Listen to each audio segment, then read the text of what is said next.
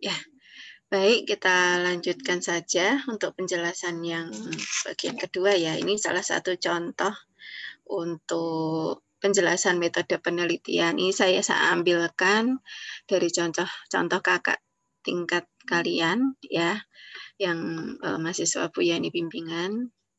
Ini adalah metode penelitian untuk kuantitatif ya, judul dari kakak tingkat itu adalah hubungan ya, hubungan seperti itu.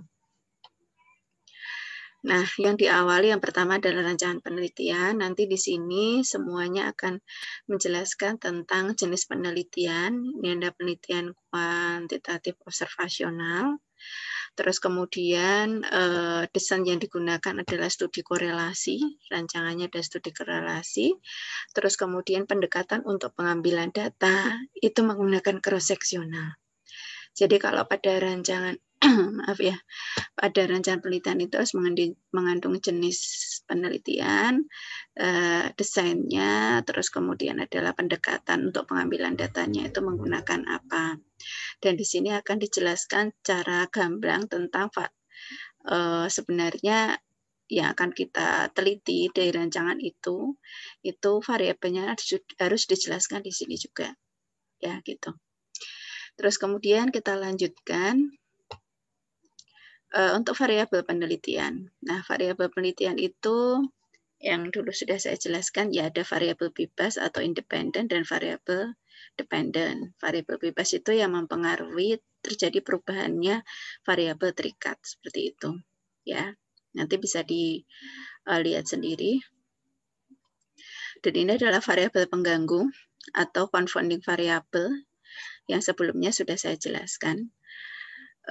Di sini variabel pengganggu itu harus dijelaskan masing-masing ya. Misalnya faktor variabel apa saja sih yang mempengaruhi perubahan dari variabel terikat. Misalnya kayak pengetahuan, sikap. Kalau ini ada penelitiannya kaitannya dengan ini ya, antara peran orang tua terhadap perilaku cuci tangan pada anak sekolah. Nah, apa saja variabel selain peran orang tua yang pengaruh terjadi perubahan pada cuci tangan pada anak, itu ada pengetahuan, sikap, peran guru. Dan ini kalau misalnya Anda tidak ingin variabel itu masuk dalam penelitian, maka harus dikendalikan. Ya, harus dikendalikan dengan misalnya pengetahuan dengan cara memilih responden yang sudah memperoleh informasi cuci tangan yang sama di sekolahannya. Jadi harus dikendalikan.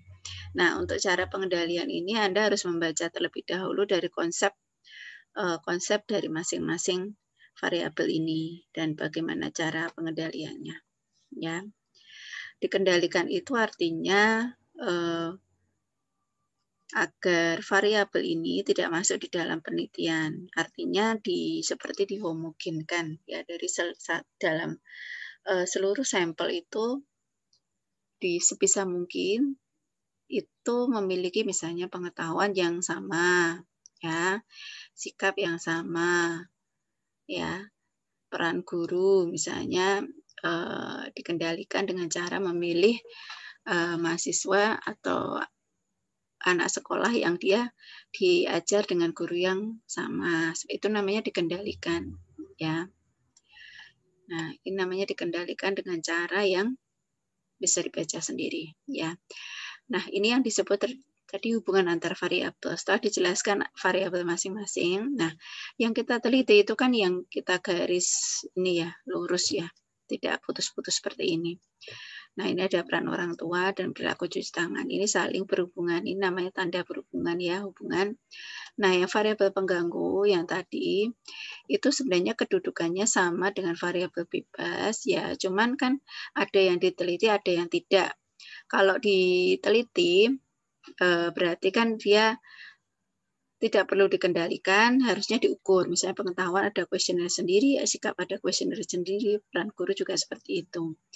Tapi karena peneliti itu memiliki keterbatasan, dia hanya mampu satu variabel, maka yang variabel pengganggu ini dikendalikan, tidak masuk dalam penelitian, makanya digaris putus-putus. Ini namanya hubungan antar variabel. Terus kemudian definisi operasional, yang awalnya sudah saya jelaskan, nah ini contohnya. Jadi kemarin itu harus mengandung apa? Setiap variabel itu harus mengandung 5W ya. What, ya. What, terus kemudian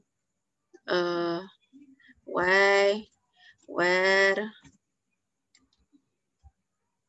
who, ya, dan how, when dan how. Nah, ini harus mengandung ini. Ya, sekarang kita lihat apakah di masing-masing variabel ini mengandung what, why, where, who, when, how. Ya, gitu. Ini ada variabel peran orang tua.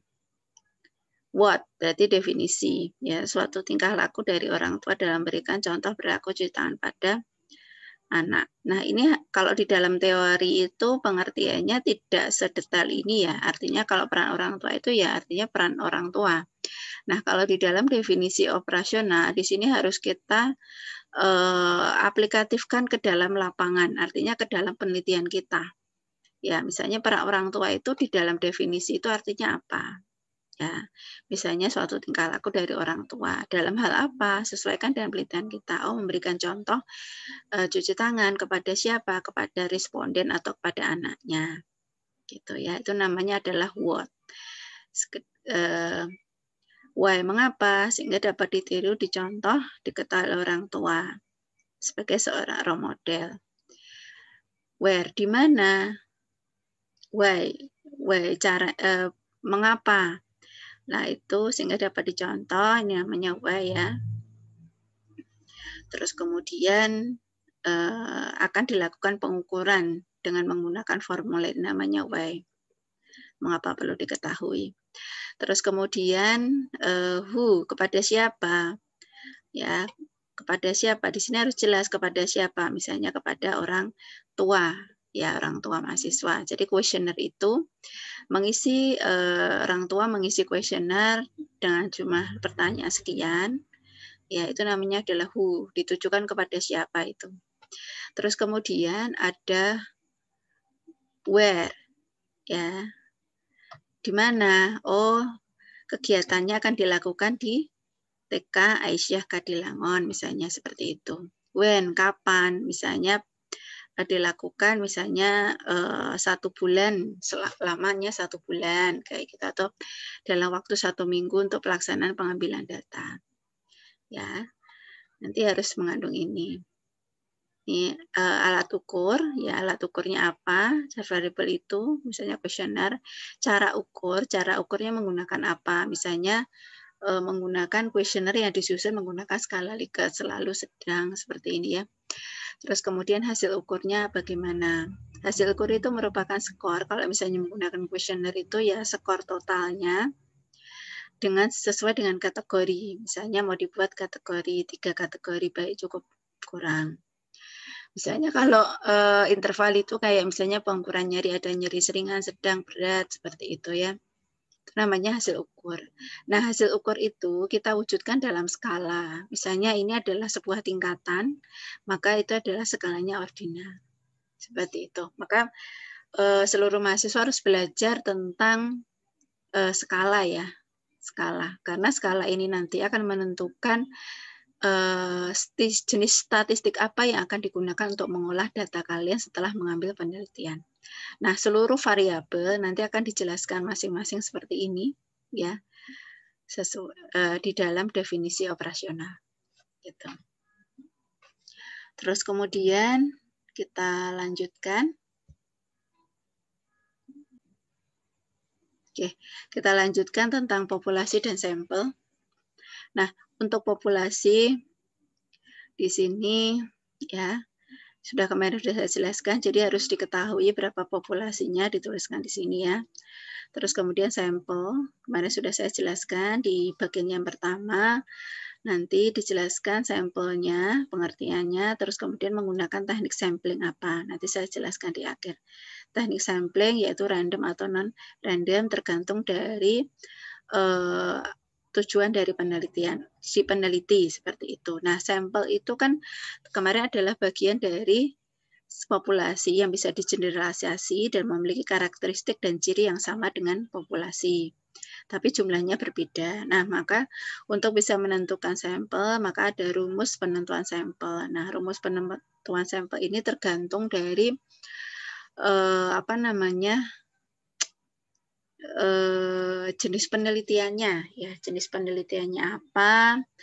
Ya, kalau eksperimen dengan observasional itu berbeda. Kalau eksperimen itu kan kadang ada kelompok kontrol, ada kelompok perlakuan. Nah, itu jumlah rumus, jumlah sampel, dan juga rumusnya juga berbeda.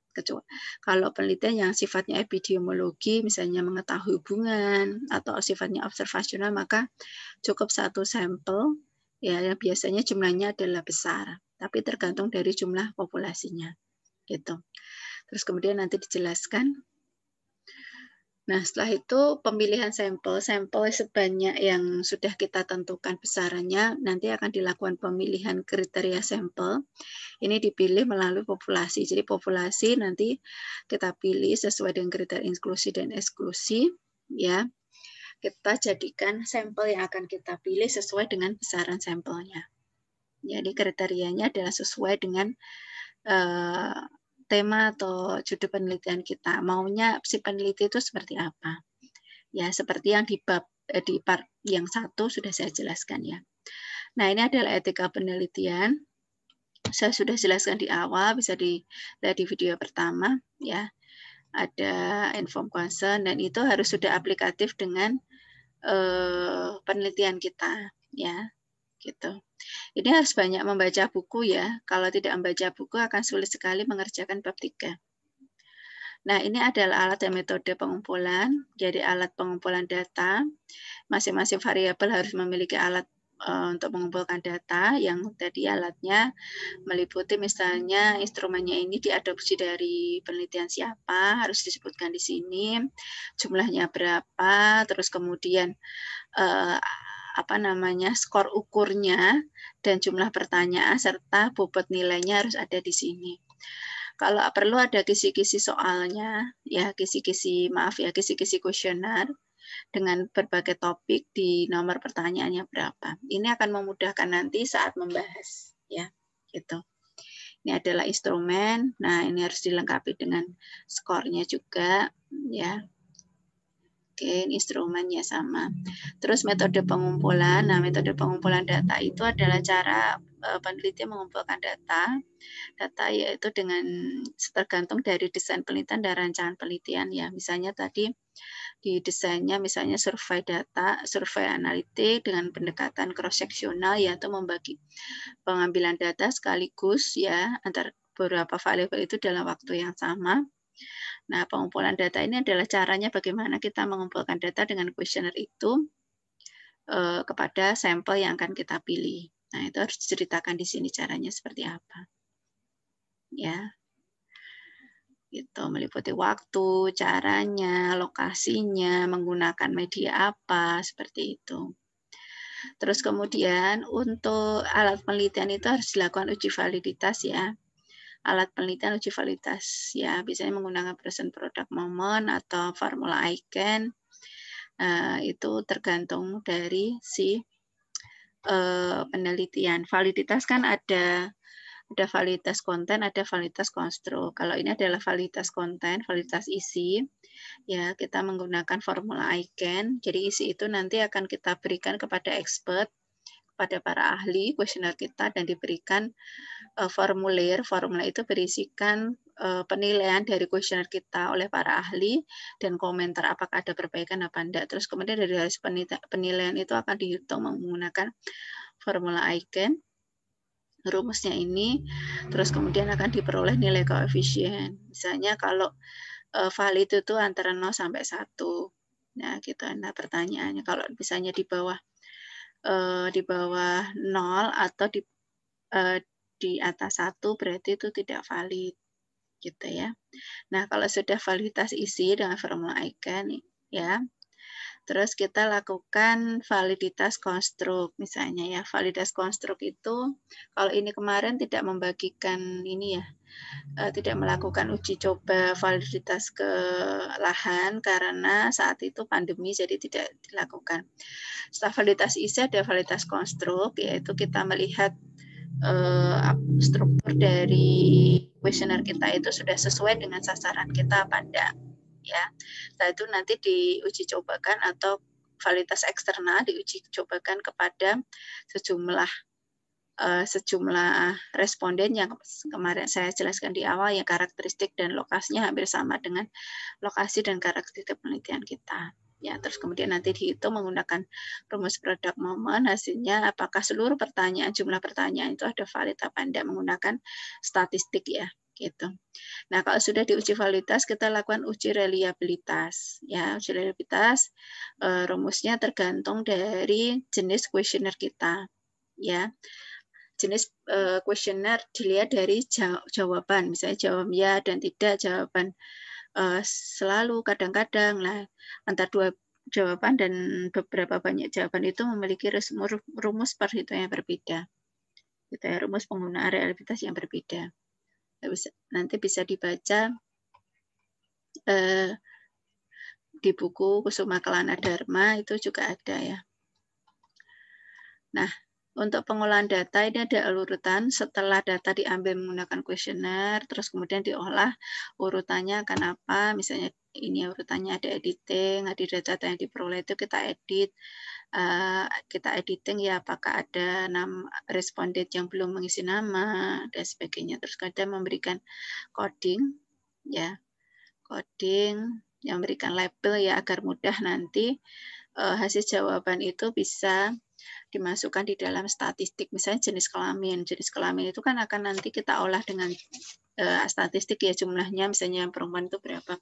Kan tidak mungkin akan memasukkan huruf kata perempuan di dalam statistik, kan jelas tidak akan keluar. Kalau statistik itu yang dikenal itu adalah angka. Maka kita berikan coding, misalnya jenis kelamin kita kode perempuan kita kode 1, kalau laki-laki kita kode 2. Nanti yang dimasukkan itu ada kodenya 1, 2, 3-nya itu di dalam statistik. Terus kemudian kita masukkan data, kita bersihkan kalau misalnya ada yang kita lihat apakah ada jawaban yang tidak lengkap terisi, maka kita harus hapuskan, tidak diikutkan di dalam perhitungan. Terus kita tabulasi menggunakan Excel hasil dari pengisian kuesioner yang diperoleh. Setelah itu baru kita lakukan analisa data. Nah, analisa data itu ada analisa data univariat, bivariat, dan multivariat. Univariat itu artinya satu variabel. Jadi kita analisis per variabelnya. Gitu. Dijelaskan di sini variabel apa saja yang akan dianalisis. Yang kedua ada analisis bivariat. Nah, ini analisis bivariat itu yang menggunakan rumus statistik ya. Semua teman pasti sudah pernah mendengar ya. Jadi pengujian statistik ini menggunakan rumus apa itu tergantung dari kemarin apa yang saya jelaskan. Yang pertama adalah jenis skala datanya ya, terus kemudian jumlah sampelnya ya, terus kemudian distribusi sebaran datanya ya gitu. Nanti akan saya jelaskan di awal di berikutnya. Gitu ya. Ini terus kemudian nanti menjelaskan jalannya penelitian dari tahap persiapan. Ini harus Anda sudah membayangkan ke depan itu seperti apa sih, harus sudah bisa ada bayangan. Ya, persiapan, ada tahap pelaksanaan, ya. Pelaksanaan itu mulai dari akan mengambil data ya, sampai mengambil data sampai selesai. Tahap pelaksanaan itu caranya seperti harus dijelaskan lebih detail. Terus kemudian tahap akhir itu ada penyusunan laporan. Ya, penghitungan statistik dan penyusunan laporan. Itu untuk bab 3 penjelasan secara cepat ya. Nanti kan sudah dapat teori ya, jadi ini hanya sebagai flashback. Semua teman-teman harus bisa menyusun, latihan menyusun, nanti bisa dikonsultasikan. Ya, oke kita lanjutkan. Ini saya ambil gambar ya dari Google untuk bisa menjelaskan komponen poin-poin yang ada di bab 3. Yang tadi tentang di rancangan penelitian kan ada desain penelitian ya. Teman-teman bisa menentukan desain apa dengan cara menentukan dulu jenis penelitian. Penelitiannya apakah eksperimen? Eksperimen itu yang dia menggunakan hewan atau memberikan intervensi ya kepada manusia gitu. Kalau observasional itu penelitian yang dia hanya mencari korelasi atau hubungan ya. Kalau judulnya ada hubungan, terus kemudian gambaran, faktor-faktor yang pengaruh, itu berarti jenisnya adalah observasional. Tapi kalau memberikan intervensi misalnya pengaruh obat terhadap, nah itu berarti adalah eksperimen. Kita jenis penelitian observasional dulu, ada deskriptif, ada analitik. Deskriptif ini biasanya hanya satu variabel, ya. Kita hanya pengen mengetahui gambaran, misalnya perilaku anak sekolah di Unisa misalnya. Itu hanya satu variabel ya, perilaku anak. Tidak mengetahui, tidak ingin mengetahui hubungan antara variabel bebas dan terikat. Kalau deskripsi itu hanya satu variabel, ya, variabel terikat saja. Terus kemudian ada observasional analitik, ini untuk mengetahui hubungan. Biasanya ada pendekatannya itu ada dengan cross-sectional, ada yang sifatnya kohort, ada case control. Nanti silakan dibaca di buku, ya. Terus kalau eksperimen itu ada eksperimen yang sifatnya dengan menggunakan binatang atau manusia. Jelasnya adalah seperti ini, ya. Kalau observasional eksperimen itu deskripsi itu misalnya studi kasus, survei insiden, prevalensi, distribusi, frekuensi, kayak gitu. Terus kalau analita ada cross-sectional, cohort. Nah, kalau eksperimen itu ada pra-eksperimen, eksperimen semu, dan eksperimen murni. Kalau murni ini biasanya uji coba kepada manusia atau kepada hewan dengan memberikan intervensi misalnya obat, kayak gitu. Kalau semu ini ada kelompok kontrol dan kelompok perlakuan. Murni juga ada kelompok kontrol dan perlakuan. Kalau pra-eksperimen ini sebelum eksperimen sebenarnya biasanya hanya ada satu kelompok ya tanpa menggunakan kelompok kontrol. Untuk sampelnya ya maksud saya. Gitu. Terus ini adalah teknik sampling yang sudah saya jelaskan. Jadi teknik sampel untuk menentukan sampel itu kita harus menggunakan teknik sampling. Ada probability sampling ini dengan menggunakan random, ada non-probability yang tidak random. Kalau ini secara acak dan ini tidak acak. Kalau cara acak itu ada simple random sample, ada prototype certified, ada disproportionate stratified, ada cluster sampling. Nanti bisa dibaca di buku masing-masing. Ya, terus kalau ada non probability sampling itu ada systematic sampling, ada kuota sampling, ya semua populasi diambil jadi sampel. Ini accident sampling itu misalnya penelitian di poliklinik, ada pasien datang kita ambil sesuai dengan kriteria inklusi jelasnya ya kita ambil. Kalau purposive sampling itu sesuai dengan tujuan peneliti. Ya, sesuai dengan kriteria eksklusi kalau cocok ya kita ambil. Kita tidak acak ya itu. Sampel jenuh ini sampai kayak biasanya ini di penelitian kualitatif ya. Snowball sampling juga biasanya penelitian kualitatif. Bisa kita wawancara sampai jawabannya sama, sejumlah berapa responden. Sampai itu namanya sampel jenuh. Terus kemudian kita masuk ke analisis data. Ini adalah jenis-jenis analisis data statistik yang digunakan. Yang pertama adalah tergantung dari macam datanya. Ini ada data kategorik, ya nominal ordinal, data tingkatan atau kategorik ya. Ini adalah interval ratio itu data-data yang numerik, yang dia menggunakan angka. Kalau ini menggunakan kode atau simbol. Selain jenis data, kita tergantung dari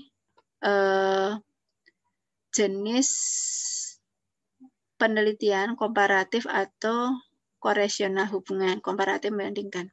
Terus kemudian jumlah, kalau komparatif itu jumlah dari jumlah sampelnya. Apakah sampel yang dia sampel yang berhubungan atau yang berbeda.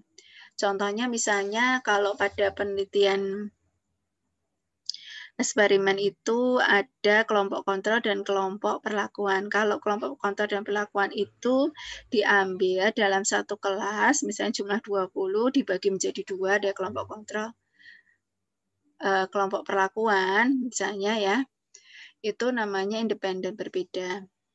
Tapi kalau related itu misalnya untuk penelitian yang satu kelompok memberikan intervensi misalnya ya, intervensi sebelum dan sesudah hanya dalam satu kelompok itu namanya antara kelompok yang sebelum diberikan intervensi dengan kelompok sesudah diberikan intervensi itu sama ya, namanya related.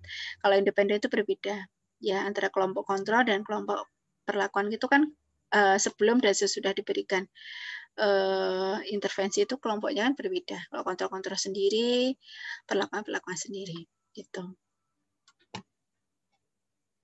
Kalau ini hanya 2 sampel, kalau ini nih lebih dari 2 sampel. Misalnya ada sampel 1, sampel kelompok 1, kelompok 2, kelompok 3, seperti itu. Nah, ini adalah jenis rumusnya. Misalnya contoh ya. Contoh penelitiannya adalah untuk yang variabel bebas itu interval, variabel terikat itu adalah rasio. Interval dan rasio, dan jenis penelitian adalah hubungan. Maka kita menggunakan rumusnya ada present product moment. Ya, gitu. Tapi kalau misalnya satu data itu adalah nominal, satu datanya adalah interval atau rasio. Misalnya penelitian kita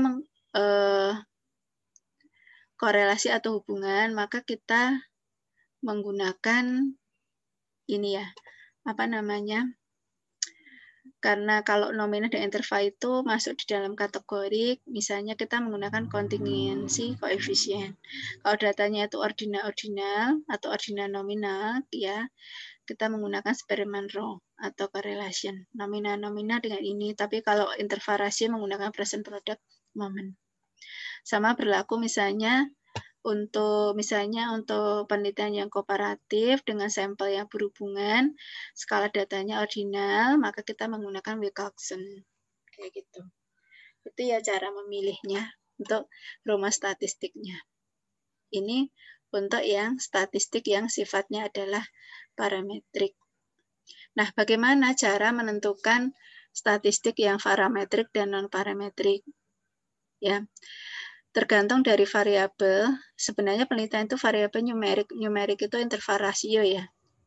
Terus kemudian dari data angka-angka, yang sifatnya angka itu kita lakukan cek distribusi normalnya.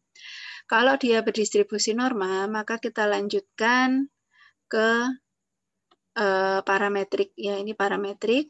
Tapi kalau misalnya dia sebaran normalnya tidak normal, maka kita lakukan non-parametrik. Kalau misalnya menggunakan datanya itu kategori, langsung menggunakan non-parametrik. Ya, gitu. Tapi kalau numerik, kita lakukan uji normalitas data, ya. Terus kemudian kalau dia distribusi normal, kita lanjut parametrik.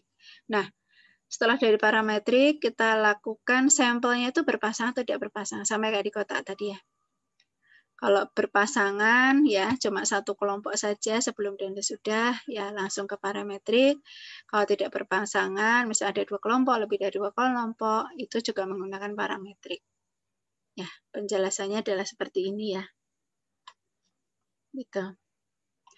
Nah, kalau ini adalah gambaran penelitian, gambaran alur penelitian. Kan kalau kita awalnya itu tentukan rumusan masalah dulu. Rumusan masalah itu untuk kita bisa menjawabnya butuh teori, ya, teori yang mendasarinya. Tentukan hipotesis, ya, hipotesis atau dugaan atau jawaban sementara untuk bisa menjawab rumusan masalah. Nah, hipotesis itu kan perlu kita harus diuji dengan cara apakah jawabannya itu dugaan sementara itu benar apa enggak dengan menggunakan bab 3 yaitu metode penelitian. Dengan cara kita ujikan dengan pada populasi asli dan menggunakan instrumen. Ya, populasi kita tentukan sampel yang mewakili populasi. Kita lakukan pengumpulan data. Nah, pengumpulan data itu kita menggunakan instrumen, ya instrumen yang sudah kita lakukan ujikan. Terus kita gunakan untuk mengumpulkan data di sini. Data yang terkumpul, ya, menggunakan instrumen pada sampel yang kita tentukan, kita lakukan analisis data statistik yang tadi yang menggunakan yang rumus-rumus ini ya, rumusnya. Gitu. Kalau sudah, kita olah dan kita kesimpulan dan saran. Nah, begitu untuk penjelasan dari bab 3. Semoga bisa mungkin sedikit atau banyak tergantung dari masing-masing mahasiswa mau belajar apa enggak. Dan untuk di bab 3 ini harus banyak membaca buku. Itu penjelasannya. Nanti kalau misalnya ada yang kurang paham bisa bertanya di WA Group. Oke, begitu saja saya akhiri. Barakallahu fikum. Wassalamualaikum warahmatullahi wabarakatuh.